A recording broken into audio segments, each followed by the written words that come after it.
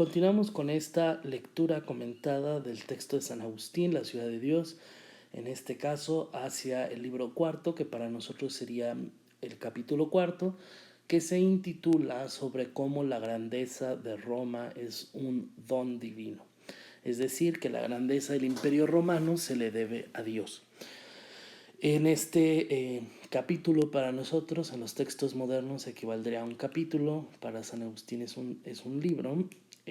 Va a estar primero dándonos un resumen de lo que dijo en los primeros 3 libros y después continuará con su argumentación. Entonces dice: en este libro cuarto se prueba que la grandeza y la duración del Imperio Romano debe asignarse no a Júpiter o a los dioses del paganismo, cuya potencia estaba restringida a objetos particulares y a oficios ínfimos, sino al único verdadero Dios, autor de la felicidad, por cuyos juicios y potestad se forman y subsisten los reinos terrenos. Es decir, no podemos decir que Roma haya sido tan grande como fue y haya durado todo lo que duró por la gracia de estos dioses paganos como Júpiter, que equivaldría a Zeus, ¿no?, en el panteón griego, sino más bien a el Dios cristiano, que es el que es la causa de toda pues de todo lo que ocurre, el que permite que surjan y caigan los imperios, y definitivamente no es de estos dioses paganos que tienen su modo de su área de acción restringida, es decir, no son dioses todopoderosos, sino que cada uno de ellos digamos tiene solamente parte en ciertas cosas y tiene potestad sobre ciertas cosas. Entonces, capítulo primero, recapitulación de lo dicho en el libro primero. Al comenzar a tratar de la ciudad de Dios, juzgué un deber responder a sus enemigos que, andando a la caza de goces terrenos y adhiriéndose a las cosas fugaces, cualquier cosa desagradable que padecen, advirtiéndolos Dios más con su misericordia que castigándolos con su severidad, la echan en cara a la religión cristiana, única, saludable y verdadera religión. Es decir, como recordarán cuando comenzamos esta lectura en clase, en el libro primero le está contestando a todos estos romanos que dicen que la ciudad de Roma ha caído porque se interrumpe el culto a los dioses paganos, porque ya no se le rinde sacrificio a estas reliquias que se traen desde Troya y que son supuestamente quienes guardan de Roma, ¿no? Y les contesta que no es así. Ustedes recordarán que en realidad pues la invasión de Roma fue bastante gentil en comparación a otras invasiones de la historia, que es la única invasión de la historia en donde no entran a los templos, en donde Alarico, a la cabeza de los visigodos, no entran a destruir y a sacar los templos, sino que respetan las iglesias y respetan a quienes están resguardando en ellas.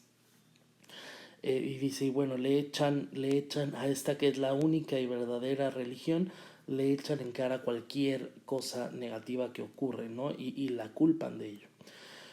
Y dice, ¿y por qué? Como está entre ellos el vulgo ignorante, que encona más su odio contra nosotros como apoyado en la autoridad de sus sabios, y se persuade que las cosas insólitas de estos tiempos se hallan sin precedentes en los anteriores, y los que saben que esto es falso, disimulan su ciencia para que parezcan justos los reproches que hacen contra nosotros.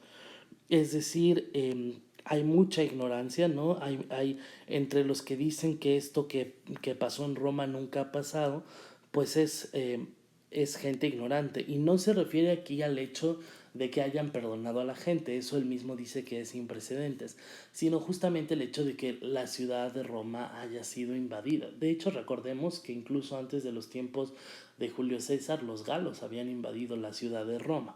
Y que bueno, para las guerras púnicas, Cartago estuvo a punto también de hacerlo, ¿no?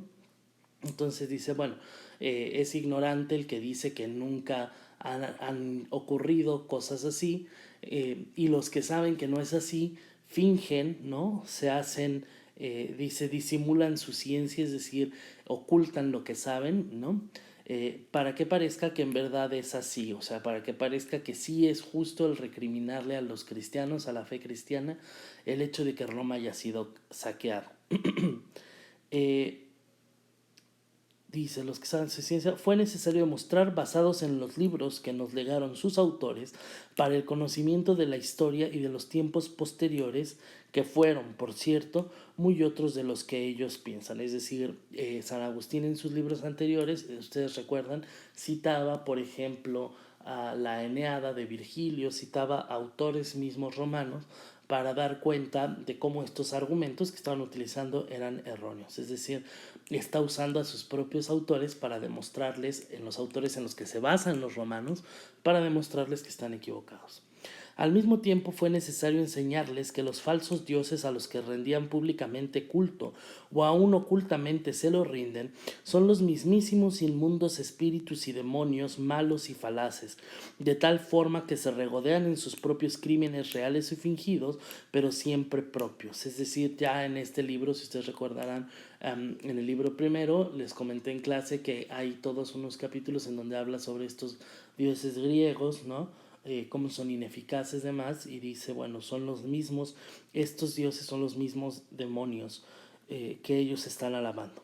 Y fue voluntad de ellos que se celebraran en honra suya y en sus festividades, con el fin de que la humana debilidad no pueda retraerse de cometer acciones reprensibles, puesto que se le propone a la imitación como por autoridad divina.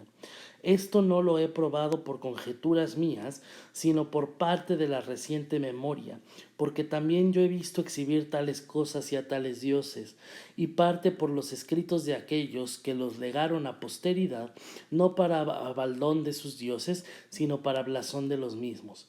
Tanto es así que Varrón, hombre de gran saber y de reconocida autoridad entre ellos, en sus libros sobre las cosas humanas y las divinas, dedicó unos a las humanas y otros a las divinas, y dispuso cosas según su propio saber.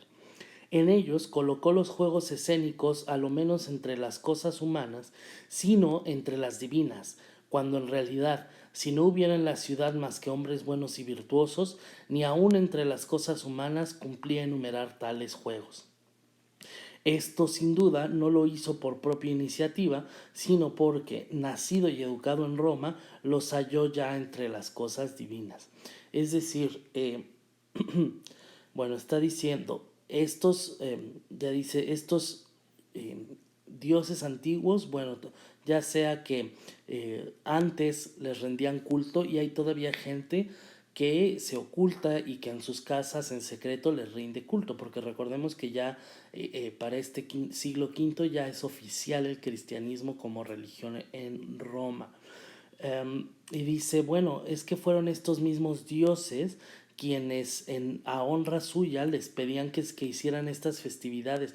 Por ejemplo, pensemos en los juegos gladiatoriales, ¿no? En los gladiadores, que recuerden que pues básicamente se les ponía a pelear a muerte simplemente por entretenimiento.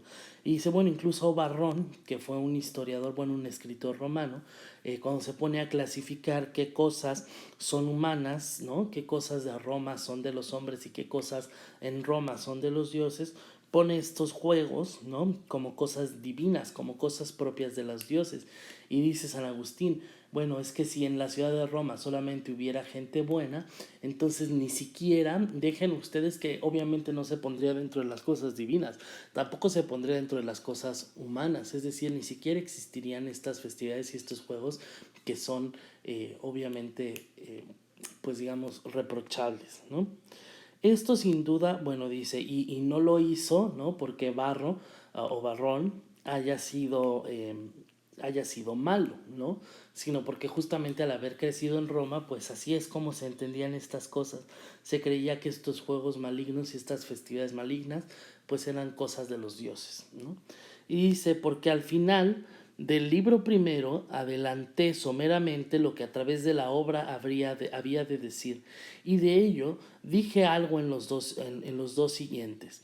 Caigo ahora en la cuenta de lo que me resta para satisfacer la esperanza de los lectores. Bueno, eso lo da como el resumen del libro primero. Ahora, de los libros segundo y tercero, recordemos, es el cuarto. Prometí decir algo contra aquellos que imputan las catástrofes de la República Romana a nuestra religión. Es decir, recuerden, están culpando de la caída de Roma a la religión cristiana. Entonces, San Agustín va a contestar a esto y referir cuántos males pudieran ocurrírseme o cuántos parecieran suficientes, tanto de los padecidos por la ciudad como por las provincias que pertenecían a su imperio, antes de haber sido prohibidos sus sacrificios. Es decir, ok, ustedes dicen que Roma fue invadida porque ya no se le rinde culto a estos dioses, a los penates que vienen de Troya, ¿no? Estos dioses que van a ser y estas reliquias que van a ser las protectoras de Roma. Entonces dice, bueno, pues en los libros segundo les di todo un recuento de pues de males que sufrió tanto el imperio como las provincias que pertenecen al imperio, es decir, todos estos territorios conquistados, aún antes de que se prohibieran los sacrificios, es decir, aún antes de que se volvieran cristianos. Entonces San Agustín les va a decir, bueno, a ver, si las desgracias están pasando por el cristianismo, pues por ejemplo, ahora se me ocurre, ¿no? ¿Qué pasa con las guerras púnicas, ¿no? ¿Qué pasa con el incendio de Roma en el tiempo de Nerón, ¿no? Que no, que no esto es cuando todavía Roma era pagana y cómo es que si todavía se rendían esos sacrificios, pues Roma está sufriendo todos estos males, ¿no? Si supuestamente sus dioses los estaban protegiendo porque estaban haciendo sus sacrificios. Es indudable que nos harían responsables de todos ellos si la religión cristiana les fuera ya claramente conocida o si les prohibiera de esta suerte sus sacrílegas solemnidades. Es decir, pues si ya hubiera estado ahí la religión, seguro le hubieran echado la culpa, ¿no? Dice, esto creo yo quedó suficientemente despachado en el libro segundo y en el tercero. En el segundo, al tratar de los males morales únicos o principales que deben ser tenidos por tales, y en el tercero, al tratar de aquellos que solo horrorizan a los malos, a saber, los males corporales y de las cosas externas que muchas veces padecen también los buenos. Pero aquellos males que les hacen malos los soportan, no digo con paciencia, pero sí con agrado. Es decir, está diciendo, bueno, en el libro segundo hablé de los verdaderos males para San Agustín. Esto es bien importante, incluso nos da el porqué del título del libro, ¿no? La ciudad de Dios. San Agustín va a estar hablando de dos ciudades, de la ciudad del hombre, que en este caso es Roma, y de la ciudad de Dios. Entonces, la ciudad del hombre, pues es esta ciudad física, ¿no? De los bienes terrenos. Y la ciudad de Dios obviamente va a ser el paraíso, que tiene que ver con toda la parte espiritual. Entonces, él está diciendo, en el libro segundo, pues hablé de los verdaderos males, que son los males espirituales. Estos sí son males. Los males físicos, bueno, pues ahora sí que en la vida siempre se van a encontrar, ¿no? Como dice, en los imperios y en los reinos siempre va a haber catástrofes, siempre va a haber problemas, pero los verdaderos males son los físicos, son los del alma, ¿no? Perdón, no son los físicos, sino los del alma. Entonces dice, incluso, bueno, los males físicos no solo los sufre la gente mala, sino también la gente buena. Pero la gente buena los soporta con agrado, ¿no? Porque sabe que no importa lo que pase al cuerpo físico, sino que su espíritu, su alma pues esté bien, ¿no? Y cuán pocos dije de los males de la ciudad y de su imperio, y de ellos no todo hasta el tiempo de César Augusto. O sea, ¿cuántos ejemplos no les di? ¿Qué sería si quisiera referir y exagerar los males? No los que hacen unos hombres a otros, como son las devastaciones y destrucciones de las guerras, sino los causados por los elementos terrenos del mundo. Es decir, híjole, si ya de por sí tantos ejemplos di, ¿qué pasaría si no solamente le citara todas las desgracias que ocurren por las guerras que son causadas por los mismos hombres, los hombres se los causan otros hombres, sino cuando además de eso incluyera yo las catástrofes naturales, ¿no? Me parece que por aquí va a hablar, por ejemplo, de la erupción del monte Etna, ¿no? Que es un volcán allí en Sicilia, que es esta isla muy grande que está justo enfrente de Italia hacia la parte oeste, es decir, del puerto de Brindisi que vimos nosotros que fue cuando Pompeyo huye hacia Grecia del lado opuesto de Italia, ¿no? Es como este balón triangular que parece que está pateando la bota de Italia. Ahí se encuentra el monte Etna y ha tenido erupciones a lo largo de los años. 2018 incluso tuvo otra erupción, por ejemplo. Entonces más o menos pues en el 400 antes de Cristo, para el 396 tiene una erupción, ¿no? Entonces, bueno, no solamente contaríamos los males causados por hombres. Imagínense si yo agregara a la lista todos los males naturales, que no en ese entonces tenían ustedes a sus dioses que los protegieran, y entonces, ¿por qué es que no los protegían, no? Si es culpa del cristianismo, pues en ese entonces no había cristianismo, ¿no? En el 396 antes de Cristo no había cristianismo, evidentemente. Entonces, pues, ¿qué pasó ahí, no? Si la culpa es del cristianismo, entonces, ¿por qué antes del cristianismo ya sufrían estas desgracias? Apuleyo los resume brevemente en un pasaje de una obra que escribió sobre el mundo, diciendo que todas las cosas de la tierra tienen mutaciones, conversiones y muertes. Es decir, Apuleyo ya dice que estas desgracias son naturales, ¿no? Que siempre han existido y siempre existirán. Abrióse, dice, para emplear sus palabras, la tierra con descomedidos temblores, y se tragó pueblos y ciudades, y sueltas las cataratas, inundáronse regiones enteras, y aun aquellas que antes eran continentes quedaron aisladas con olas, huéspedes y peregrinas, y otras se hicieron transitables a pie, enjuto por la poquedad del mar. A pie enjuto. Las tormentas y los vientos asolaron ciudades, cayó fuego de las nubes y sus llamas consumieron regiones de oriente, y en las regiones de occidente algunas fluencias e inundaciones produjeron los mismos estragos. Así, hasta la cima del Etna, vertidos los cráteres en incendio divino, corrieron cuesta abajo ríos de llamas, como arroyo de avenida.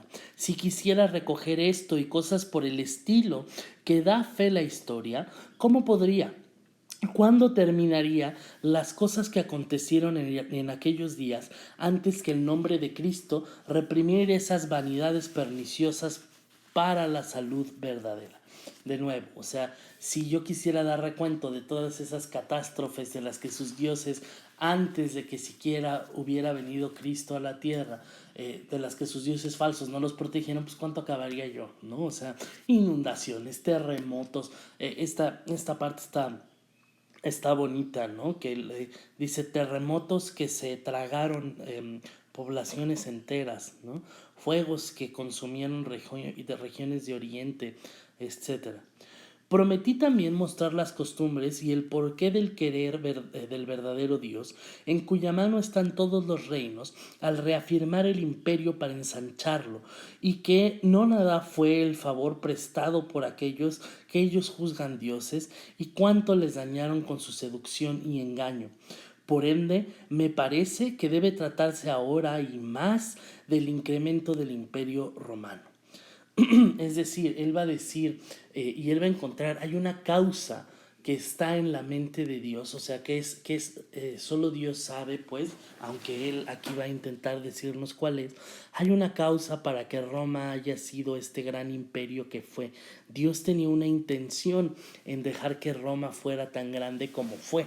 Y dice, y esta es una intención de Dios, del Dios verdadero, no de sus dioses falsos, que al contrario, lo único que hicieron fue dañarlos con sus engaños. Si Roma fue así de grande, fue porque Dios tenía un plan para ella, ¿no? Dice, de la dañina seducción de los demonios, a quienes daban culto como a dioses, ya he dicho no poco en el libro 2 principalmente. A lo largo de los 3 libros concluidos, donde creí oportuno, recordé cuántos consuelos, en medio de los desastres bélicos, envió Dios a los buenos y a los malos por el nombre de Cristo, a quien tanto respeto tuvieron, contra la usanza guerrera, los bárbaros como que hace salir su sol sobre los buenos y los malos, y llover sobre justos y pecadores. Es decir, ya en estos 2 libros anteriores dio ejemplos, ¿no?, de cómo incluso dentro de estas guerras Dios le dio favores, ¿no? Favoreció tanto a buenos como a malos por igual. ¿no? Y los protegió, aún, como dice, llueve sobre justos tanto como sobre pecadores, ¿no? O sea, sus bondades, de sus bondades se favorecieron no solo los hombres justos, sino también los hombres pecadores. Y dice: si la grandeza del imperio, que no se adquiere sino mediante las guerras, debe enumerarse entre los bienes de los sabios o de los felices. Es decir, vamos a ver, un imperio solamente puede crecer mediante guerras. Y de hecho, bueno, esto no lo podía negar San Agustín, aunque nosotros estemos totalmente en contra de las guerras, pero va a ser, sobre todo en la antigüedad, ¿no? Y desde los tiempos de los israelitas, va a ser esta idea de que hay guerras justas, ¿no? De que efectivamente hay razones por las cuales es correcto hacer la guerra, aunque esto implique toda una serie de matanzas, ¿no? Por ejemplo, los israelitas, pues recordemos, obviamente ellos luchaban contra, cuando era el reino de Israel, luchaban contra los invasores que tenían otra religión. Y bueno, obviamente, por ejemplo, pensemos en la Edad Media en las cruzadas, ¿no? Que consideran que es una justa causa el ir a recuperar Tierra Santa y que es permitido y que es una buena razón, incluso para todas las muertes que se van a ocasionar, pues que hay una justa causa para las guerras, ¿no? Entonces sí se considera dentro del pensamiento cristiano antiguo y desde el judaísmo que hay razones por las cuales la guerra se puede y se debe incluso de hacer, ¿no? Entonces aquí va a decir, bueno, pues el imperio romano no hubiera podido crecer sin las guerras, ¿no? Pero va a decir, recordemos que este crecimiento del imperio tiene una razón en Dios, o sea, Dios tiene un plan para ese crecimiento. Entonces, estas guerras tuvieron una justa causa, ¿no? Veamos ahora cuál sea la razón de que osen atribuir tamaña grandeza y duración del imperio romano a esos dioses, a los que pretenden haber dado culto honesto, representándoles juegos torpes por medio de hombres torpes. Bueno, recordemos que a él le molestaba mucho todo esto, ¿no?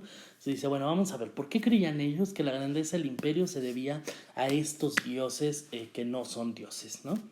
Dice, aunque quisiera antes inquirir un poquito cuál sea la razón y cuál la prudencia en gloriarse de la grandeza y de la extensión del imperio, puesto que no puedes probar la felicidad de estos hombres. A estos los vemos envueltos siempre en desastres bélicos y en sangre civil o enemiga, pero humana, siempre con tenebroso temor y con cruel codicia, de suerte que su alegría es comparable a la espléndida fragilidad del vidrio y cuya fractura se teme por momentos.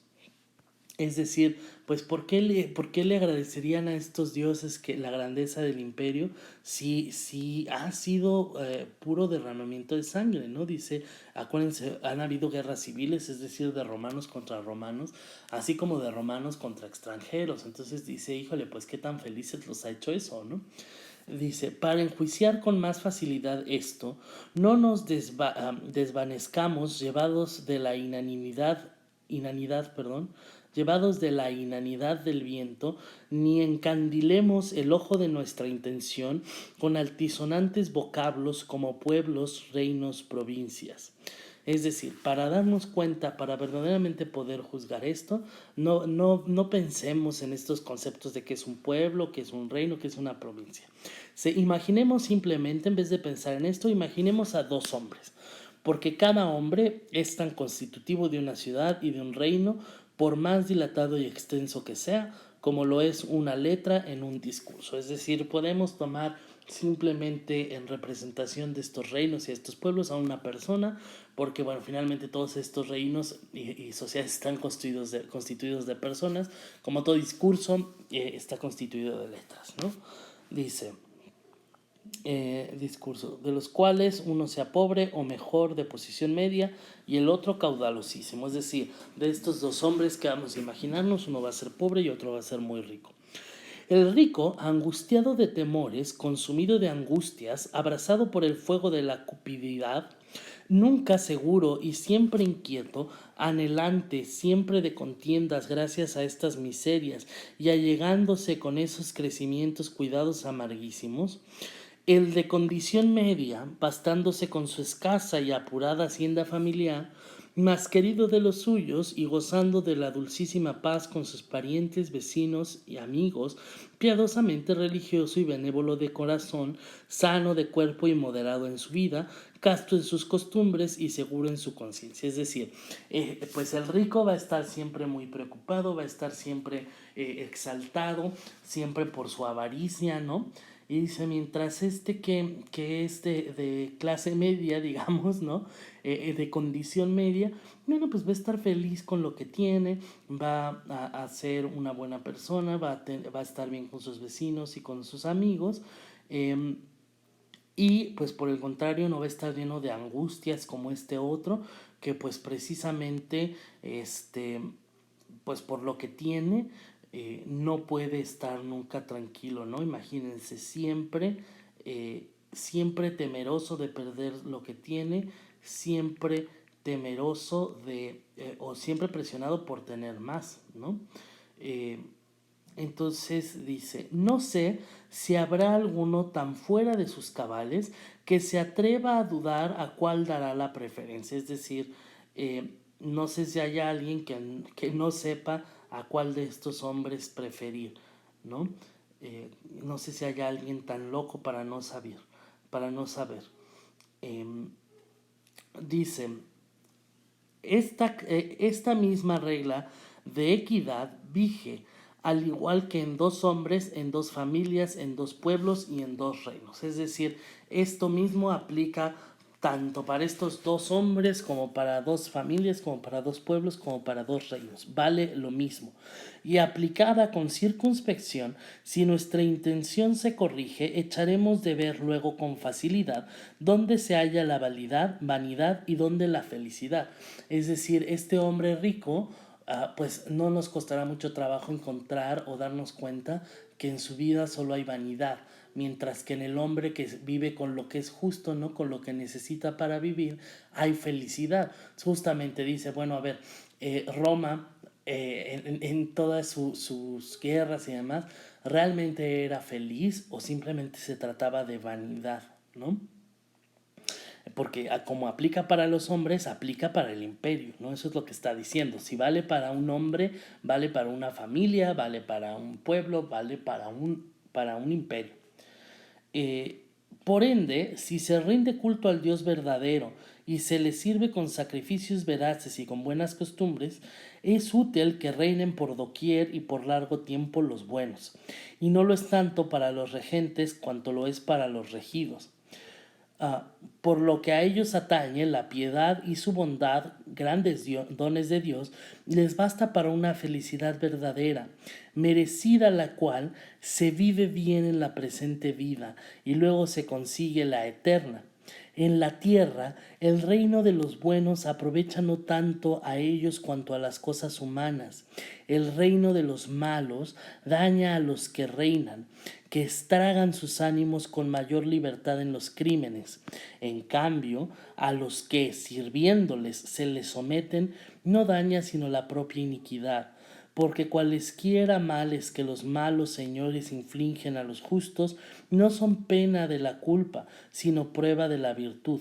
Por consiguiente, el bueno, aunque sirva, es libre, y el malo, aunque reine, es siervo, y no de un solo hombre, sino, lo que es más grave, de tantos señores cuantos son sus vicios.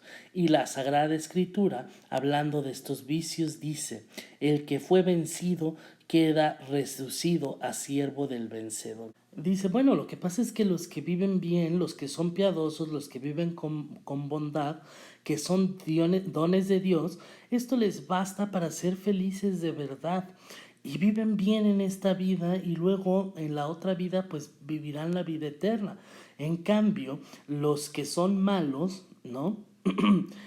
Terminan siendo sirvientes, aunque ellos creen que son gobernantes, aunque ellos creen que son poderosos, en realidad son sirvientes. Y esto está muy, muy padre porque dice, cualesquiera males que los malos señores infligen a los justos no son pena de la culpa, sino prueba de la virtud. Por consiguiente, el bueno, aunque sirva, es libre, y el malo, aunque reine, es siervo, y no de un solo hombre, sino, lo que es más grave, de tantos señores cuantos son sus vicios. Es decir, el hombre bueno, ¿no? Aunque sea gobernado por un hombre malo y que le infringe injusticias, va a ser libre, porque él es bueno, ¿no? Él es bueno y va a ser libre de corazón. Sin embargo, el que es malo, aunque sienta que gobierna, en realidad está siendo gobernado, y ni siquiera es gobernado por un solo hombre, ¿no? Como dice, los buenos de corazón, aunque sean gobernados por un tirano, son gobernados por un tirano. El tirano no es gobernado por uno, sino que es gobernado por muchos, por todos sus vicios, por todos sus pecados, ¿no? Por todas las cosas malas que hay en su corazón. Esas son las cosas que lo rigen. Entonces dice, no es libre, es gobernado por sus vicios. Y queda reducido a siervo del vencedor, porque los que vencen son sus vicios, ¿no? Bueno, entonces nos vamos a saltar algunos capítulos y pasamos a este capítulo 7. Depende el auge o la decadencia de los reinos terrenos, de la asistencia o el abandono de los dioses. Es decir, se va a preguntar, para que los reinos en la tierra, no, para que la ciudad del hombre subsista o perezca, depende de los dioses, o sea, está en los dioses decidir eso. Y dice, si este reino tuvo la grandeza y duración sin el favor de los dioses, ¿por qué se atribuye a los dioses romanos la extensión y permanencia del imperio romano? Cualquiera que sea la causa de aquella, esa misma es de esta. Si, con todo, sostienen que aquel debe imputarse a la asistencia de los dioses, pregunto, ¿de cuáles? Los pueblos dominados y subyugados por Nino no adoraban otros dioses. Es decir, está diciendo, a ver, bueno, si ustedes insisten, ¿no?, en decir que sí, que el imperio romano tuvo esta duración por sus dioses, entonces, pues, ¿cuáles de estos dioses, no? Porque algunos de los pueblos que los romanos mismos subyugaron y conquistaron y destruyeron, pues adoraban a los mismos dioses que los romanos. Entonces, ¿cuáles son estos dioses que sí los hubieran protegido, ¿no? Y si los asirios tuvieron dioses propios, como obreros más hábiles en el arte de fundar y conservar un imperio, murieron por ventura cuando estos perdieron su imperio. Es decir, todas las sociedades mesopotámicas, ¿no? Cuando terminaron los imperios mesopotámicos, esos dioses murieron, ¿o qué pasó con ellos, no? ¿Por qué ya no están? Y dice, o por qué no se lo pagaron, o por qué les prometió, dice, o porque no se los pagaron, o porque les prometieron mayor recompensa. Prefirieron pasar a los medos y de estos a los persas, instigados por Ciro con la promesa de mayor comodidad. Es decir, entonces, ¿o qué pasó? O sea, o se fueron más bien acompañando después a otros pueblos, ¿o qué pasó, no? Pasaron de los sumerios a los medos, y de los medos a los persas, o cómo estuvo eso de estos dioses. Este pueblo, después de la dominación vasta en extensión, pero cortísima en duración, de Alejandro de Macedonia, ha conservado hasta hoy su imperio en los no estrechos confines del oriente. Si ello es así, o los dioses son infieles, pues abandonan a los suyos y se pasan al enemigo, cosa que no hizo Camilo con ser hombre, cuando, vencedor y expungador de la ciudad más rival, sintió la ingratitud de Roma, para la cual la había conquistado, y después, olvidado de la injuria, acordándose de su patria, la tornó a librar de los galos. O no son tan fuertes como conviene sean los dioses, pues pueden ser vencidos por consejos o fuerzas humanas. Es decir, pues o los dioses traicionan a los pueblos, ¿no? Y entonces cambian de pueblo al que apoyan, o o no son ni siquiera tan fuertes, y entonces los hombres los pueden vencer, ¿no? O sea, ¿qué pasa con todos estos reinos que han sido vencidos, con todos estos imperios que han sido vencidos? Sus dioses son infieles y entonces empiezan a apoyar a otros, o ni siquiera son tan poderosos, y otros hombres pueden derrotarlos, ¿no? A pesar de su deseo, o del favoritismo que tengan a las sociedades. Y dice, y sí, cuando guerrean entre sí, no son los hombres los que vencen a los dioses, sino que unos dioses son quizá vencidos por otros, propios de cada ciudad. Síguese que tienen también entre sí enemistades y que cada uno las toma por su cuenta. ¿No debió la ciudad dar culto a sus dioses más que a otros que prestaron ayuda a los suyos? Finalmente, de cualquier modo que se haya este tránsito o fuga o emigración o diserción de los dioses en la batalla, el nombre de Cristo aún no se había predicado en aquellas regiones y en aquellos días en que estos reinos se deshicieron y transformaron por las gigantescas catástrofes bélicas. Esta imagen está muy padre, ¿no? O sea, dice, o bueno, ¿qué será que los dioses propios de cada ciudad también se pelean, ¿no? Y entonces a ver quién gana o cómo está, ¿no? Y dice, pero todo esto pasó antes de Cristo. Y dice, si después de 1200 años y pico, cuando se privó a los asirios de su reino, hubiera predicado ya ahí la religión cristiana, otro reino eterno, e inhibiera los sacrílegos cultos de los dioses falsos, ¿qué dijera la vanidad humana de aquel pueblo, sino que el desmembramiento del reino, por tanto tiempo mantenido, no podría asignarse a otra causa que haber abandonado sus religiones y haber aceptado aquella?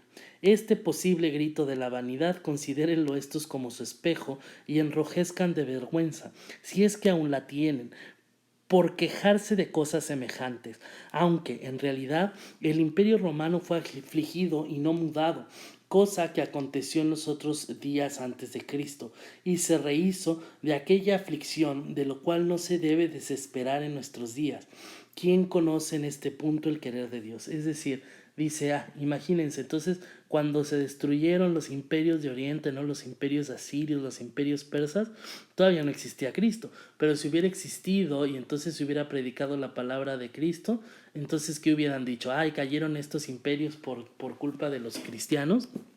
Y dice, pero esto ni siquiera porque, bueno, esto es interesante, ¿eh? Porque el hecho de que hayan saqueado Roma los visigodos no significa que todavía hubiera caído Roma. Para esto todavía van a pasar unos años, no muchos ya, pero todavía van a pasar unos años. Entonces dice San Agustín, híjole, pues esos imperios hasta desaparecieron. Roma no, Roma solamente fue saqueada y continúa y se puso otra vez de pie, ¿no? Dice, aunque en realidad fue el imperio romano fue afligido, no mudado, cosa que aconteció en otros días antes de Cristo y se rehizo de aquella aflicción, o sea, se repusieron, como les decía, ya en tiempos de los galos, habían los galos, antes de Julio César, pues, habían los galos ya invadido Roma y Roma se repuso, dice, no pasa nada, ¿no? Volverá a subir Roma. Bueno, ahora pasamos a este capítulo 33 de este mismo libro cuarto. Y dice, la ordenación de la permanencia de los reyes pende de los juicios y del poder del verdadero Dios. Y dice, este Dios, autor y dador de la felicidad, porque solo Él es el verdadero Dios, solo Él distribuye los reinos terrenos a los buenos y a los malos, y esto lo hace no temeraria ni fortuitamente, ya que es Dios, no fortuna, sino según un orden de cosas y de tiempo, oculto para nosotros y conocidísimos para Él. Es decir, lo que comentábamos hace un rato, ¿no? O sea, esta duración y este reino, este imperio romano, Dios, a lo mejor nosotros no sabemos cuál es la razón, pero para Dios, que todo lo sabe, pues para Él es muy claro por qué hace las cosas, ¿no? O sea, ahora sí que solo Él sabe cuál es su plan, ¿no? A este orden de tiempo sirve, no sujeto a Él, sino que lo rige como Señor y como moderador lo dispone. Y como moderador lo dispone. La felicidad, empero, no la da más que a los buenos. Esta pueden no poseerla y tenerla los que les sirven, y pueden también carecer de ella los que reinan, pero será plena en aquella vida donde nadie será ya siervo. Es decir, pues puede ser que en vida, incluso los que creen en Dios sufran desgracia, pero en la otra vida serán plenos y estarán llenos de felicidad. Y por eso da a los reinos terrenos a los buenos y a los malos, porque es de temer que sus servidores párvulos, aún en el aprovechamiento del espíritu, deseen de él estos dones, como algo de gran valor. Este es el misterio del Antiguo Testamento donde latía el Nuevo. Allí se prometían y daban bienes terrenos, pero los espirituales de entonces entendían y predicaban, aunque aún no abiertamente, que aquellos bienes temporales eran figura de la eternidad y en qué dones de Dios se hallaba la verdadera felicidad. Es decir, él dice, bueno, los reinos Dios se los daba a los buenos tanto como a los malos, pero quedaba muy claro que el verdadero reino, que es el reino de Dios, ahora sí volvemos, que es la verdadera ciudad, la única ciudad eterna, que es la ciudad de Dios, esa solamente es para los justos, ¿no? Por eso, de nuevo, está estas ciudades de los hombres que siempre todas van a caer, ninguna es eterna, ninguna ciudad de la tierra va a ser eterna, la única ciudad eterna es la ciudad de Dios y esa es solo para los justos, ¿no? Entonces, en el siguiente capítulo, en el 34, dice, vamos a ver este ejemplo con Israel, ¿no? Porque Israel pues fue el pueblo, fue el reino de los judíos antes de Cristo, del pueblo elegido por Dios antes de Cristo.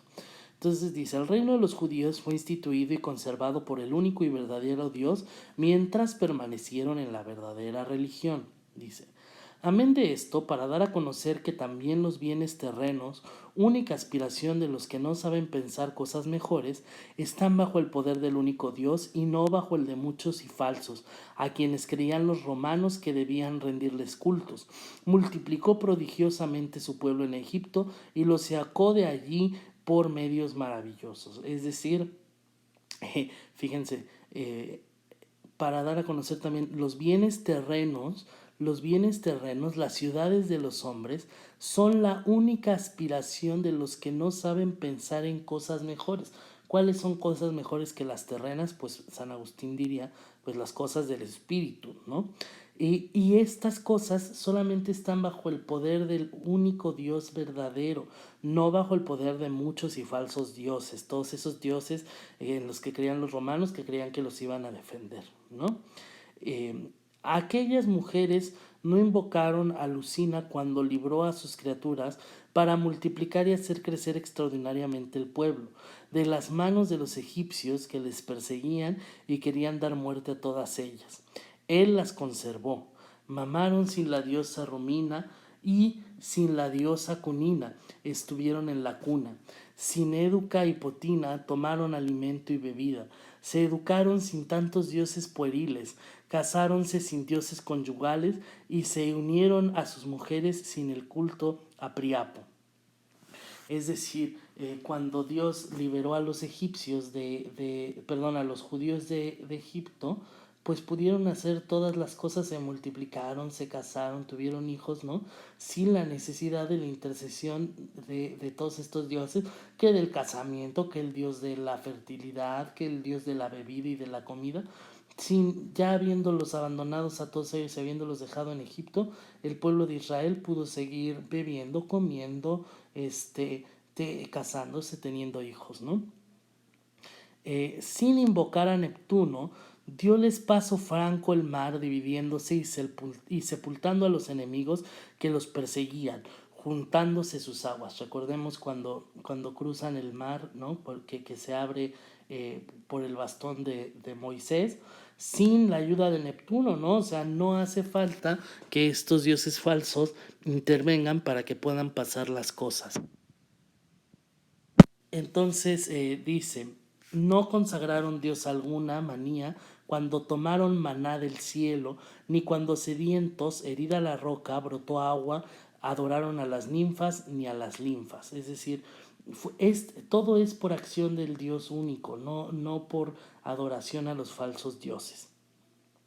Hicieron guerras sin las locas ceremonias de Marte y de Belona, y es verdad que no vencieron sin la victoria. Sin embargo, no la tuvieron por diosa, sino por don de su Dios. Es decir, no tuvieron que adorar a los dioses de la guerra para vencer en la guerra, ¿no? Recibieron mucho más felizmente del único y verdadero Dios mieses sin ceguecia, bueyes sin bubona, miel sin melona, manzanas sin pomona, y todo por cuanto se imaginaron los romanos convenía suplicar a tan grande turba de falsos dioses. Es decir, tuvieron miel sin pedirle al dios de la miel, tuvieron manzanas sin pedirle al dios de las manzanas, tuvieron bueyes sin pedirle al dios de los bueyes, ¿no? Y si no pecaran contra él con impía curiosidad, cediendo a la seducción de las artes mágicas, y declararan a dioses extraños y a ídolos, y últimamente matando a Cristo, permanecieran en el mismo reino, si no más espacioso, sí más feliz. O sea, si no hubieran faltado contra Dios, Dios los hubiera seguido defendiendo, y hubieran seguido teniendo su reino Israel, ¿no? Y además dice, bueno, y todavía peor, pues cometieron el pecado de haber matado a Cristo, ¿no? Si no fuera por esto, ellos todavía tendrían su reino, y a lo mejor no sería más grande, pero sí serían felices, ¿no? Y el que ahora estén dispersos por casi todo el orbe del orbe y entre todas las gentes, es providencia de aquel único verdadero Dios, para que sus libros sean como documento fehaciente de que esto estaba ya profetizado mucho antes. Esto de que destruirían ahora por todas las partes los simulacros de los falsos dioses, sus altares, bosques y templos, se prohibirían sus misterios, porque no fuera que tal vez, por leerse en los nuestros, se creyera que fuera invención nuestra. En el libro siguiente se evidenciará más. Pongamos aquí fin a la prolijidad de este. Entonces dice San Agustín, es incluso, ya había sido plan de Dios, ¿no? El que los judíos ahora estén dispersos por todo el mundo. Acuérdense, cuando cae el reino de Israel, pues entonces los judíos pues ya no pueden vivir en Israel, ¿no? Sino que andan la diáspora, ¿no? O sea, todos estos judíos que viven fuera de Israel por todo el mundo, y dice, pues Dios lo dispuso así, porque así la gente puede leer en sus libros, en los libros de los judíos, que todo lo que todo lo que está pasando ya estaba escrito, ya se sabía que todas las ciudades iban a caer, ya se sabía todo lo que estamos viendo ahorita. Y dice, y qué bueno que lo pueden ver por los libros de los judíos, porque si lo leyeran de nuestros libros, de los cristianos, pues dirían que nosotros lo estamos inventando. Y ahí pueden ver que no es invento, que está incluso en los libros de los judíos. Entonces con esto terminamos los fragmentos de este libro cuarto. Bien, ahora adelantamos la lectura, pasamos del libro cuarto al libro 11, Origen de las dos ciudades. Comenzamos entonces o continuamos nuestra lectura comentada. Comienza la segunda parte de esta obra. Trata del origen, desarrollo y fines debidos de las dos ciudades, de la terrena y de la celestial. Recordemos que ese es el tema, ¿no? Los que reclaman a Dios por la caída de una ciudad terrena, de una ciudad del hombre, que todas están destinadas y todas siempre han caído, en oposición a los que ponen su atención no en las cosas de este mundo, sino en las cosas del espíritu, que serán los merecedores de la ciudad de Dios, ¿no? Entonces, Agustín prueba en este libro, en primer término, que los orígenes de las dos ciudades se remontan a la distinción de ángeles en buenos y malos.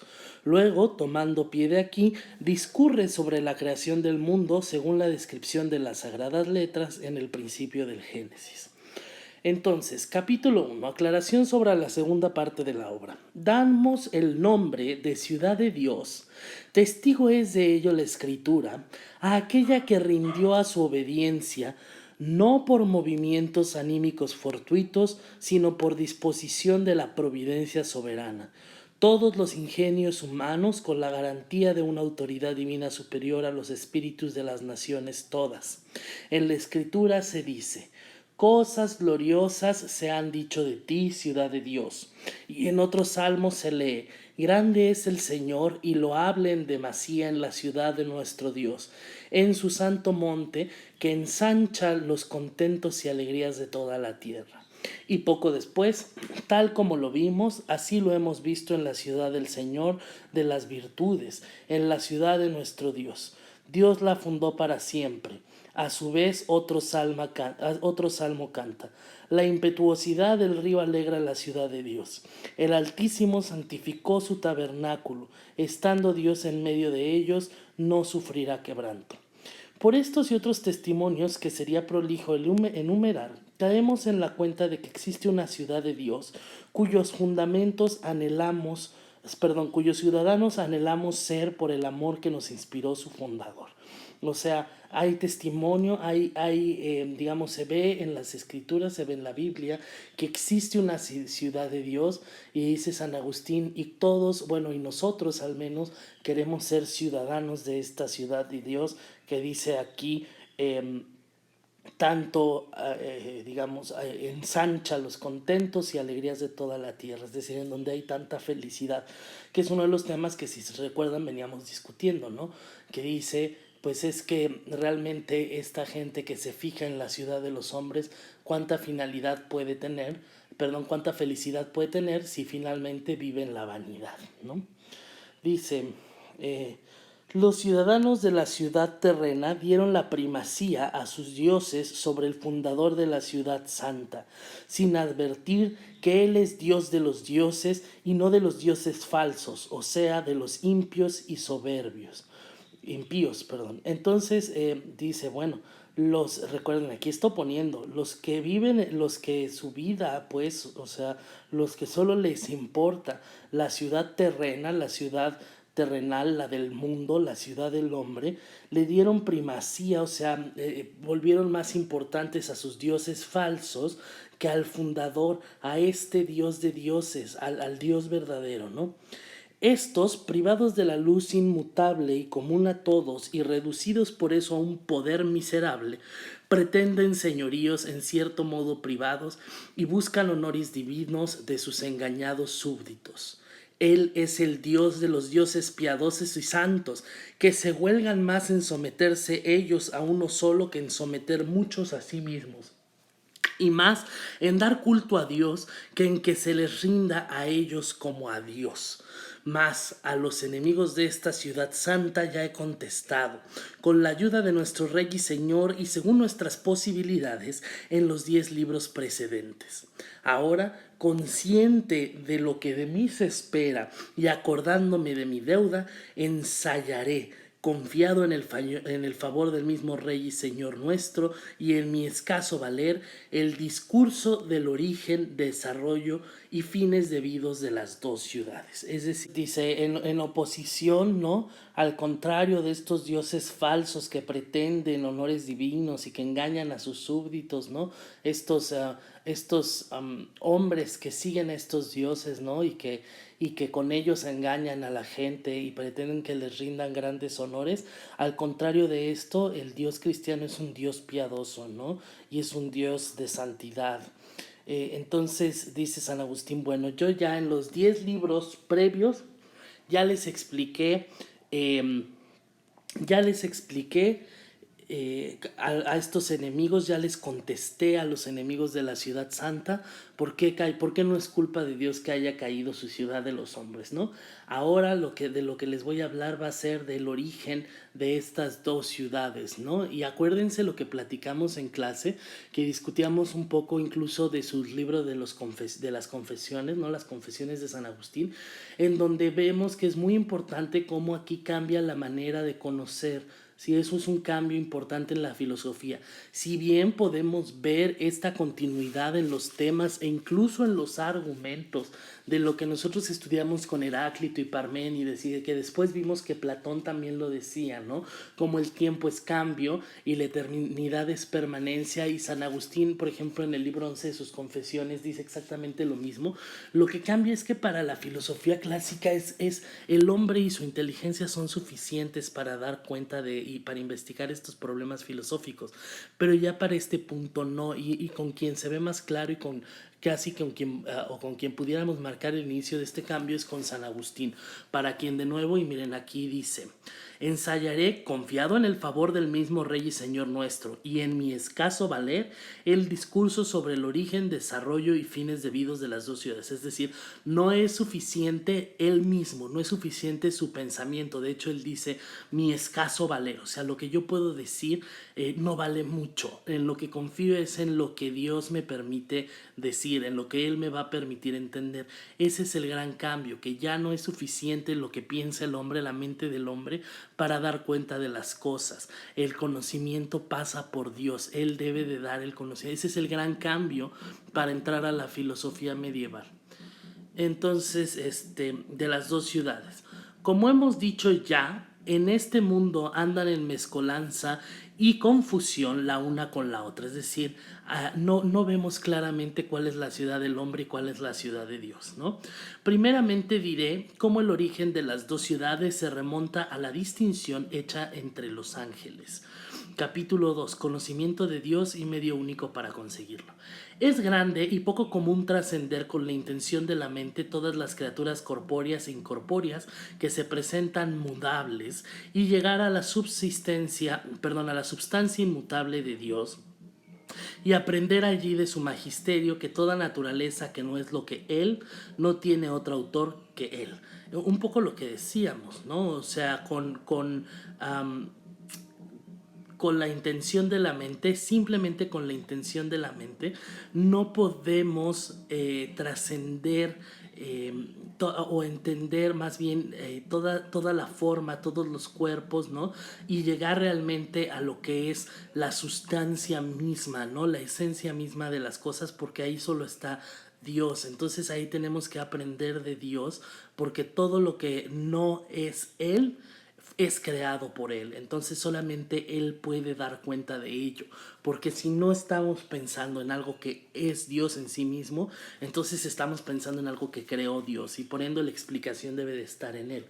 La razón es que Dios no habla de esta manera con el hombre por medio de alguna criatura corpórea, susurrando en los oídos corporales de forma que entre el que habla y el que oye vibren ondas aéreas. O sea, el problema es que Dios no va a mandar a alguien o no nos va a hablar con las palabras, ¿no?, que van a escuchar nuestros oídos. No habla tampoco por criatura espiritual por semejanza de cuerpos, como sucede en sueños o de otro modo por el estilo. O sea, tampoco nos habla así. Aún por el cuerpo y como por interposición de lugares corpóreos, aún en ese caso, habla a los oídos corporales, ya que habla como por el cuerpo y como por interposición de lugares corpóreos. Estas visiones son muy semejantes a las de los cuerpos.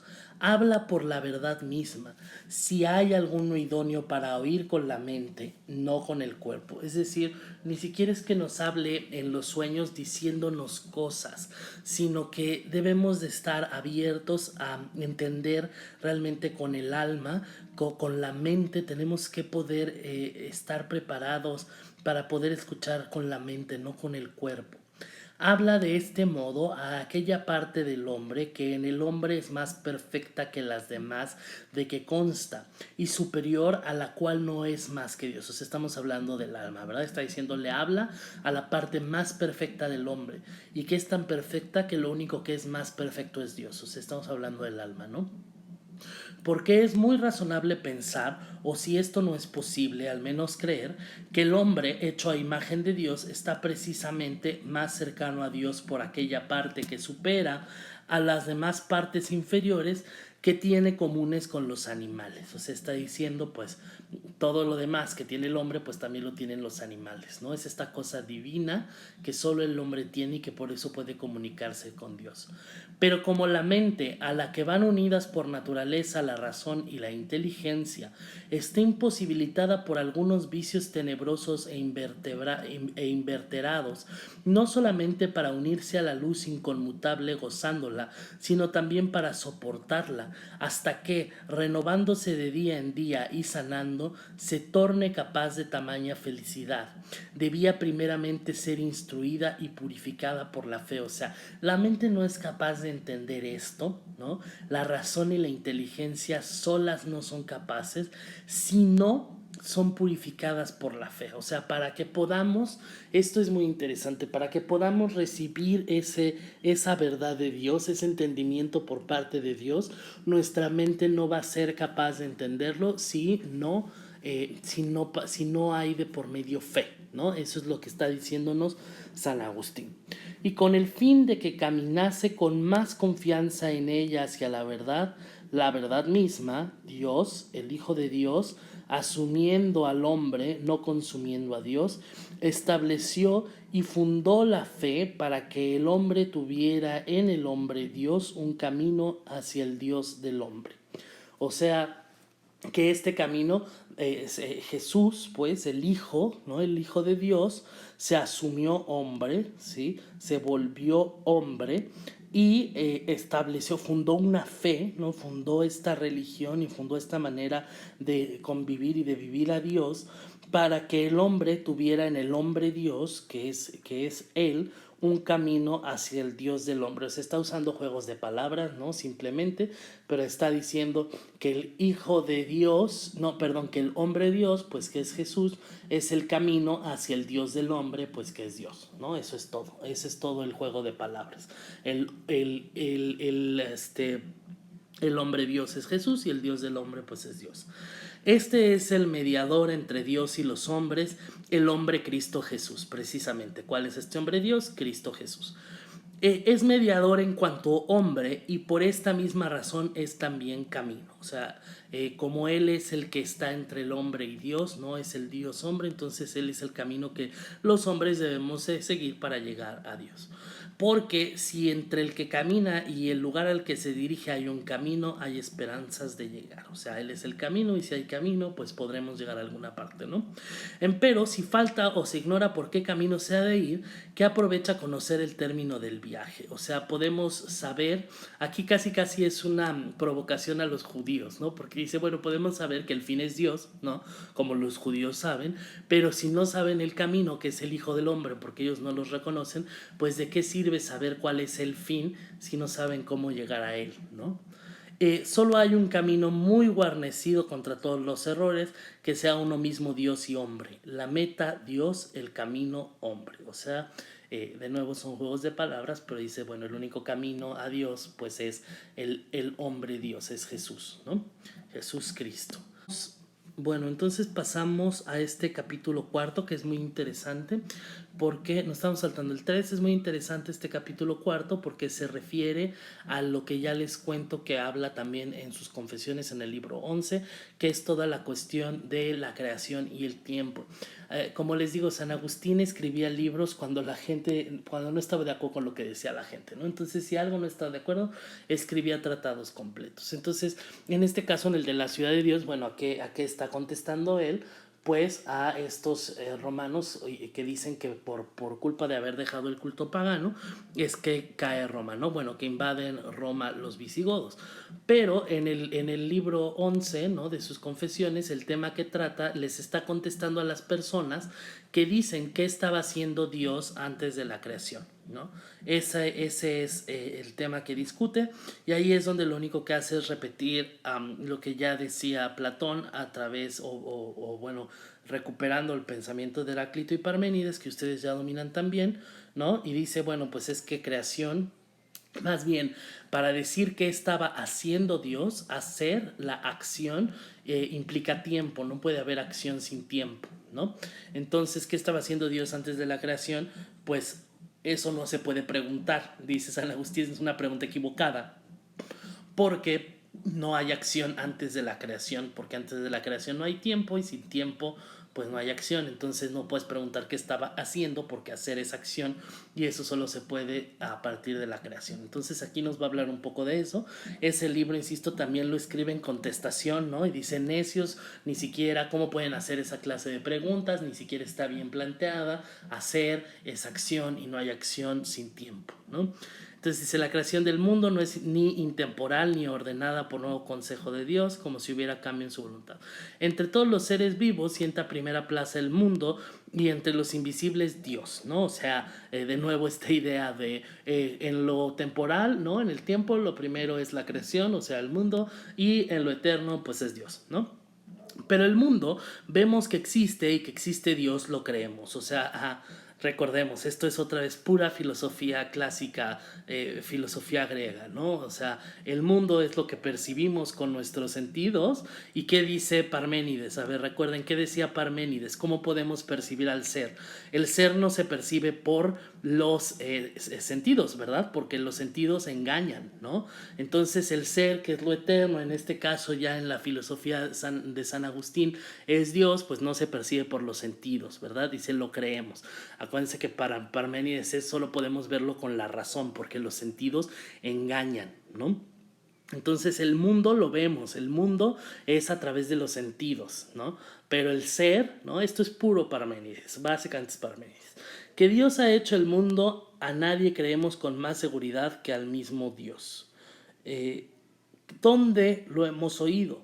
Acá nosotros nunca mejor que en las Escrituras Santas, donde dijo su profeta, en el principio hizo Dios el cielo y la tierra, ¿no? Entonces, nosotros de dónde sacamos que Dios hizo la creación, bueno, pues está en la Biblia, ¿no? Por ventura estaba allí este profeta cuando hizo Dios el cielo y la tierra, o sea, y que entonces en la Biblia vieron cuando se hizo la creación, o cómo lo dicen no, pero allí estaba la sabiduría de Dios por la cual fueron hechas todas las cosas, que penetra también en las almas santas y las constituye amigas de Dios y profetas, y les cuenta sin estrépito en el interior sus obras. Y dices, no estaba ahí, pero Dios le iluminó a entender que eso fue lo que pasó, ¿no? O sea, lo sabemos por Dios, porque en este acto de que a través de la fe la mente puede entender, y a través de la fe Dios puede iluminar nuestras mentes, ¿no? No nos habla físicamente, pero sí puede hacerle entender nuestras mentes, pues le hizo entender al profeta, ¿no? Entonces les hablan también, bueno, sí. Les hablan también los ángeles de Dios, que siempre ven el rostro del Padre y anuncian su voluntad a los que conviene. Uno de estos era el profeta que escribió: en el principio hizo Dios el cielo y la tierra. Es este un testigo tan idóneo que en él se debe creer a Dios, que predijo también mucho antes nuestra fe futura por el mismo Espíritu, merced al cual conoció aquel estas cosas que se le revelaron. O sea, a través, Dios ya sabía, ¿no? Y entonces a los profetas, que profeta, acuérdense que es el que profetiza, es decir, el que puede hablar de lo que viene. Entonces, ¿cómo es que pueden hablar de lo que viene? Pues porque Dios ya lo sabe. Entonces Dios les permite hacer entender, les permite ver estas cosas, ¿no? Pero ¿por qué las pueden ver? Pues porque tienen la fe, y entonces su mente puede recibir las señales de Dios, ¿no? Ese es todo el sentido de la filosofía agustiniana, ¿no? Más, ¿por qué plugo al Dios eterno hacer entonces el aquí, el cielo y la tierra, cosa que no había hecho antes? O sea, bueno, ¿por qué la creación, no? Los que, fíjense cómo está contestando. Los que esto preguntan, si pretenden que el mundo es eterno y sin principio, y por tanto piensan que no fue hecho por Dios, están muy lejos de la verdad y desvarían con el morbo fatal de la impiedad. O sea, no, como creen, cómo se les ocurre pensar esto, ya saben, San Agustín diciéndole a la gente que cómo se le ocurre, ¿no? Típico. Entonces, obvio, ¿no? Además es obvio, ustedes ya conocen filosofía griega y ya saben que es súper evidente que no va a aceptar que el mundo es eterno, porque el mundo, la creación, el mundo lo podemos percibir con nuestros sentidos, ¿no? Y por ende es temporal, ¿sí? No es eterno. Entonces, si no es eterno y es temporal, debió ser creado. Eso es pura filosofía griega.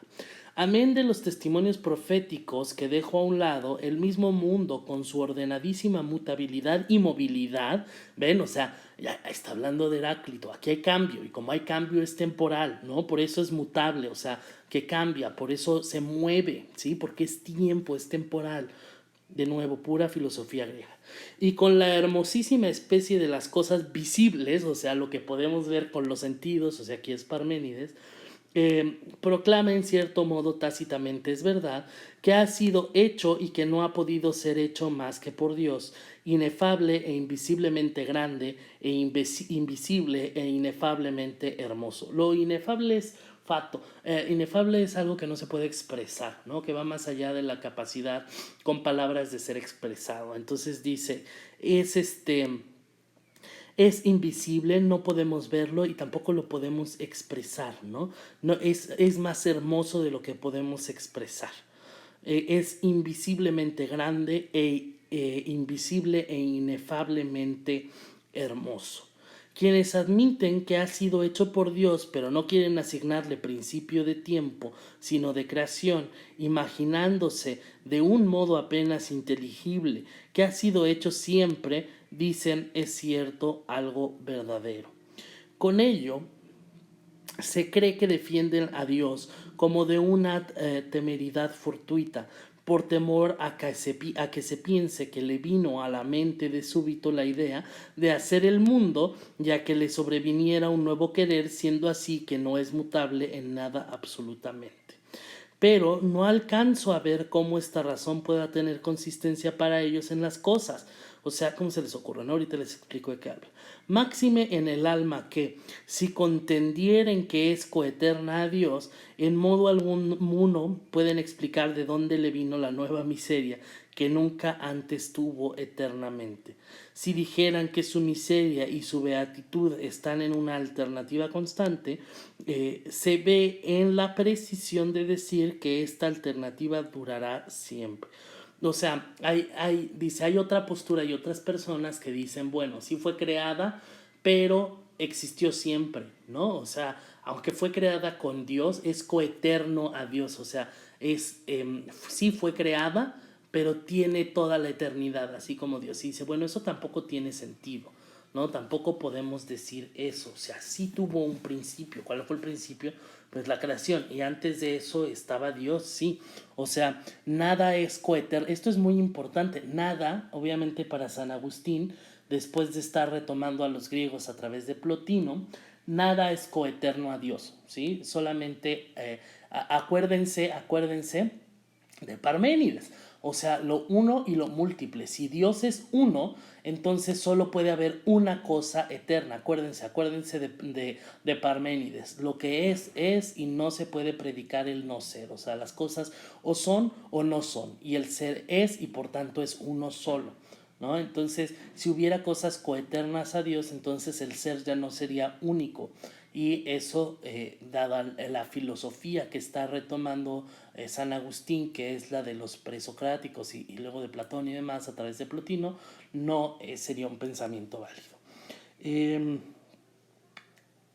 De aquí se les guiará el absurdo, perdón, de aquí se les seguirá el absurdo de que, aun cuando se dice feliz, en esto ciertamente lo es feliz, si prevé su fortuna, miseria y torpeza, y si no la prevé ni juzga que será siempre torpe y miserable, sino siempre feliz, será siempre feliz, pero con falsa opinión. Esta es la mayor necedad que puede decirse. Si piensan que siempre, en los siglos infinitos atrás, hubo esa alternativa entre la felicidad y la miseria del alma, y que ahora ya en adelante, una vez librada, no ha de tornar la miseria, persuádanse de que nunca fue verdaderamente feliz, sino que comienza a hacerlo en adelante con una nueva y no falaz bienaventuranza. Así confesarán que les sobreviene algo nuevo, grandioso y noble, cosa que nunca antes eternamente le habían sobrevenido. Si negaran que la causa de esa novedad estuvo en el eterno consejo de Dios, negarán a la vez a Dios, autor de esta felicidad, lo cual es una horrenda impiedad.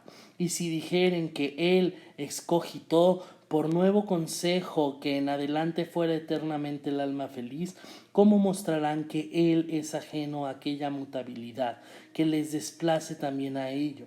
Por tanto, si admiten que fue creada en el tiempo, pero que en tiempo alguno ulterior ha de perecer como el número que tiene principio pero no tendrá fin, y por consiguiente que una vez experimentadas las miserias, si fuere librada de ellas, nunca más será miserable en adelante, no dudarán que esto sucederá, permaneciendo inmutable el consejo de Dios.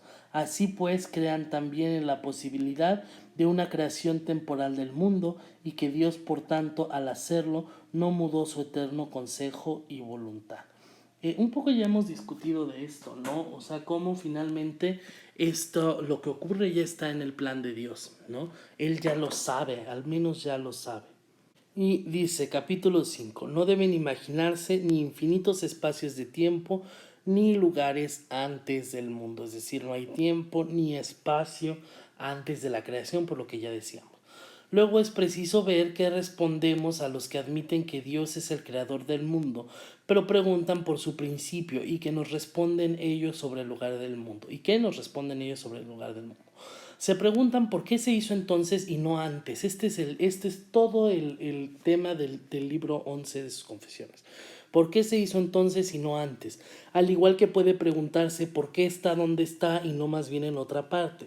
Si imaginan infinitos espacios de tiempo anteriores al mundo durante los cuales Dios, según ellos, no podía estar inactivo, imaginen de igual modo fuera del mundo infinitos espacios locales. O sea, dicen, ay, pues es que si antes había tiempos infinitos, dice la gente equivocadamente, piensa que en esos tiempos infinitos Dios debía de haber estado haciendo algo, pero de nuevo acción implica tiempo y no hay tiempo fuera de la creación, ¿no? Eso dice San Agustín. Si alguno dijere que en ellos omnipotente no podía estar ocioso, ¿no será acaso lógico que se vea constreñido a soñar con Epicuro e innumerables mundos? Solo con una diferencia, que él afirma que los mundos se engendran y se resuelven por movimientos fortuitos de los átomos, y estos han de decir que son obra de Dios, si no quieren que él estuviera ocioso por la inmensidad interminable de lugares patentes por todas partes fuera del mundo, y que ni los mismos mundos pueden disolverse por causa alguna. Tratamos con quienes sienten con nosotros que Dios es incorpóreo y el creador de todas las naturalezas que no son lo que Él. Admitir a otros a esta disputa de religión es asaz indigno, máxime que entre aquellos que piensan que se debe este culto a muchos dioses, estos sobrepujaron a los demás filósofos en nobleza y autoridad, no por otro motivo que por estar más cercanos, aunque a la vez lejanos a la verdad. ¿O es que han de decir que la substancia de Dios, que ni la circunscriben, ni la determinan, ni la distienden en lugar alguno, sino como es digno sentir de Dios, confiesan que está en todas partes, con una presencia incorpórea, está ausente de los espacios locales externos al mundo, y que ocupa un solo lugar que, en comparación de aquella infinidad, no es tan pequeño como es aquel que está el mundo? Es decir, dicen, ¿y en dónde estaba Dios? Pues en todas partes, ¿no? O sea, porque para Él que es todo poderoso, para que Él que es eterno, pues todos los espacios fuera del mundo, absolutamente todo, es lo mismo, es tan grande como el mismo mundo, ¿no? O sea, para Él la distinción de espacio no existe porque lo abarca todo, ¿no? No creo que sostengan tales dislates, admitiendo pues ellos no un solo mundo que con ser de ingente grandeza corpórea con todo, es finito y está circunscrito por su lugar y es hechura de Dios. La respuesta que den a la pregunta ¿por qué Dios deja de obrar en los infinitos lugares existentes fuera del mundo? Esa misma den a su pregunta ¿por qué Dios ha dejado de obrar en los infinitos tiempos anteriores al mundo? No es razonable pensar que Dios fortuitamente y no por su razón divina haya constituido el mundo no en otro lugar sino en este que está, ya que habiendo otros 1000 lugares disponibles, pudo escoger este sin ningún merecimiento más excelente, aunque la razón humana no comprenda el porqué divino de esta obra. O sea, si dicen, bueno, ¿y por qué no hizo otra cosa? No, más bien, ¿por qué no hizo nada antes de la creación? Dicen, ¿y por qué no? Dice, contesten lo mismo cuando se pregunten, ¿y por qué no hizo la creación en otro lado? Dice, pues eso es dentro de su razón, Él es el que perfectamente lo puede entender y nadie más, ¿no? Así no es tampoco razonable pensar que sucedió a Dios algo fortuito, porque creó el mundo en ese tiempo y no en el anterior, siendo así que transcurrieron tiempos igualmente anteriores por un espacio infinito atrás, ni existió diferencia alguna por la que antepusiera en su decisión un tiempo a otro. Es decir, no es por ocurrencia, ¿no? Es parte de precisamente de su plan perfecto, el que se haya hecho la creación en el momento en que se hizo y no antes sino después, ¿no? Si instan diciendo que son vanas las imaginaciones de los hombres al forjar lugares infinitos, puesto que no hay lugar alguno fuera del mundo, se les responde que de igual modo imaginan los hombres tiempos pretéritos de la vacación divina, ya que no hay tiempo alguno anterior al mundo. Dice, pues, para los que niegan que haya un espacio más allá del mundo, pues en realidad están equivocados al pensar que haya un tiempo antes de la creación, ¿no? Que es lo que ya decíamos. Bueno, entonces finalizamos ya esta lectura comentada con el capítulo 33 del libro onceavo, en donde pues San Agustín justamente da el origen de la creación de la ciudad santa a la ciudad terrena, con la cuestión de los ángeles que son separados entre los buenos y los malos, ¿no? Dice, las dos sociedades de los ángeles son llamadas luz y tinieblas. Algunos ángeles pecaron y fueron recluidos en los abismos de este mundo, que son cárceles para ellos, hasta la condenación final y futura en el día del juicio. O sea, la parte de los ángeles que es mala está recluida, está como encarcelada, ¿no? Hasta que llegue el día del juicio final. Esto lo expresa con claridad meridiana el apóstol San Pedro al decir que Dios no perdonó a los ángeles prevaricadores, sino que, precipitándolos en las oscuras prisiones del infierno, reservó su castigo para el día del juicio. O sea, no los perdonó, Dios no los perdonó, sino que los aprisionó para que esperaran el momento del juicio, ¿no? Y se les va a juzgar el día del juicio. ¿Quién duda que Dios, o por su presencia o por su operación, separó a unos ángeles de otros? ¿Quién se opondrá al que afirme que aquellos fueron llamados con razón luz, o sea, los buenos?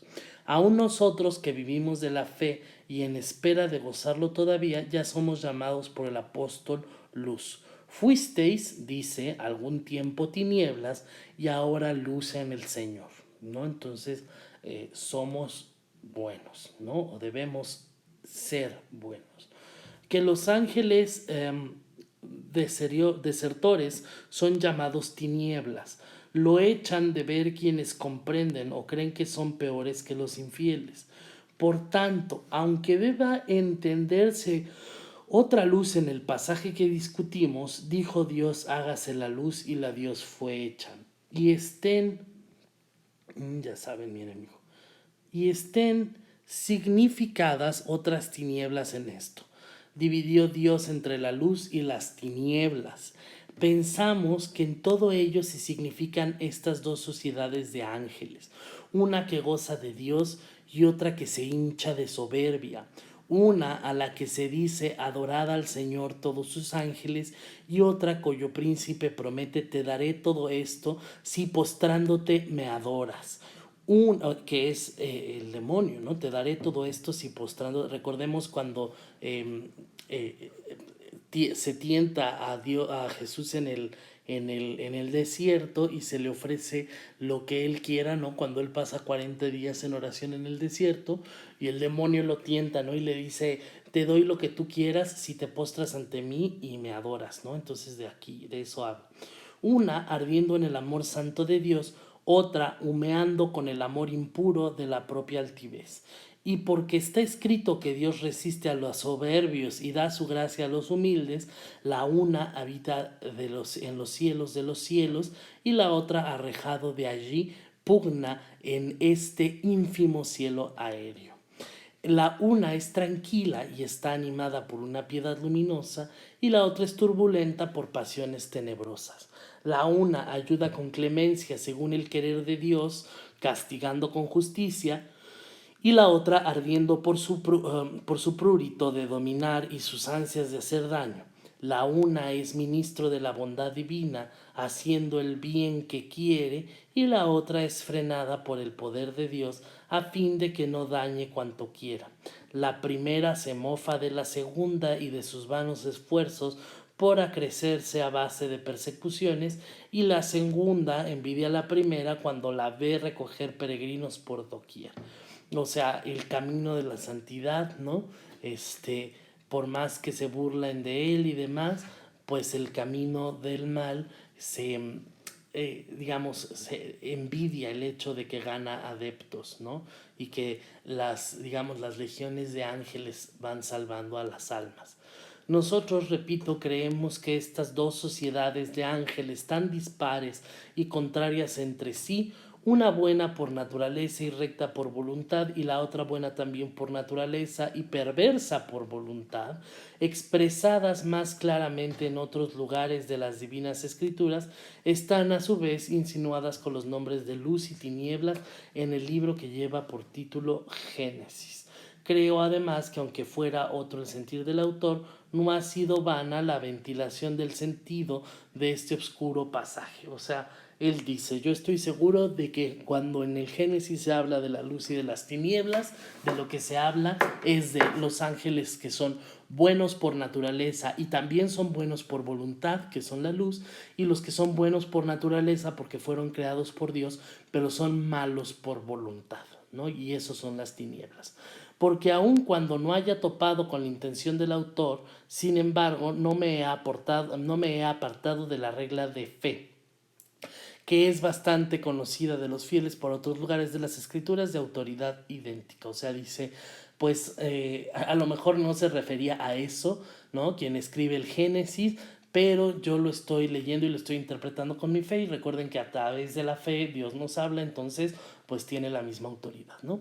Aunque aquí estén enumeradas las obras corporales de Dios, es indudable que tiene alguna semejante con las espirituales, según la cual dice el apóstol: todos vosotros sois hijos de la luz e hijos del día. No somos hijos de la noche ni de las tinieblas. Si es este también el sentir del autor, nuestro proyecto consiguió a la perfección el intento de la discusión.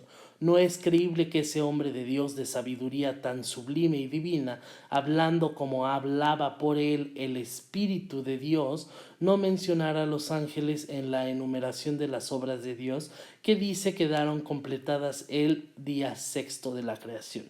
Y esto es así, bien se entienda en el principio que lo hizo en primer lugar, bien se entienda con más propiedad que lo hizo en su verbo unigénito, cuando se dice en el principio hizo Dios el cielo y la tierra. Con estas palabras se significó la universalidad de las criaturas, las espirituales, la ciudad de Dios, ¿no? Y las corporales, la ciudad terrena, la ciudad del hombre. Y esto es lo más creíble.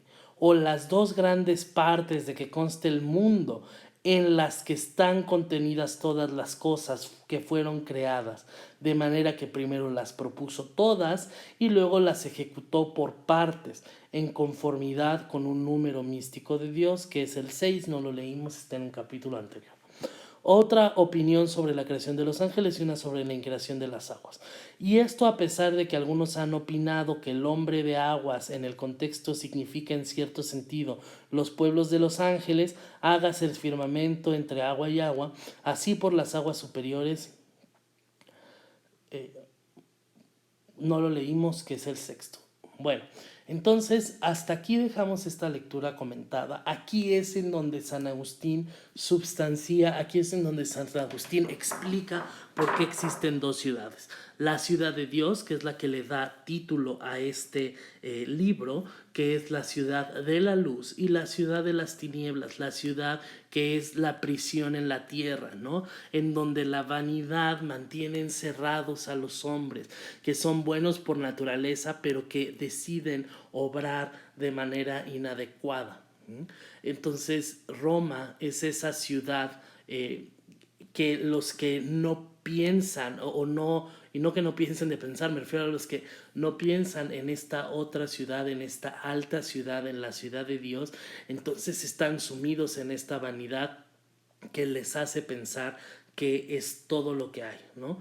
Que esta ciudad terrena, que esta ciudad de las tinieblas, es todo lo que hay, cuando en lo que deben de concentrarse es en la ciudad de Dios. Y esto además también es muy importante y marca toda esta parte de la filosofía medieval, en donde justamente, claro, esto ha cambiado, y de hecho pregúntenle a sus maestros de formación católica, ya no es la postura, ya no es cómo se piensa, pero sí durante toda la Edad Media y justamente mucho comenzando por San Agustín, pues se consideraba que hay que dejar de lado lo terreno, ¿no? Que hay que ignorar lo terreno y que hay que poner atención únicamente a lo espiritual, ¿no? Insisto, esto ahora ya no es así, pero pues aquí muy claramente se ve, ¿no? Los que no piensan en la ciudad de Dios, entonces están condenados a la ciudad del hombre, ¿no? Entonces, bueno, les prepararé, bueno, más bien les subiré ya su video en donde se habla de cómo deben de entregarme este ensayo.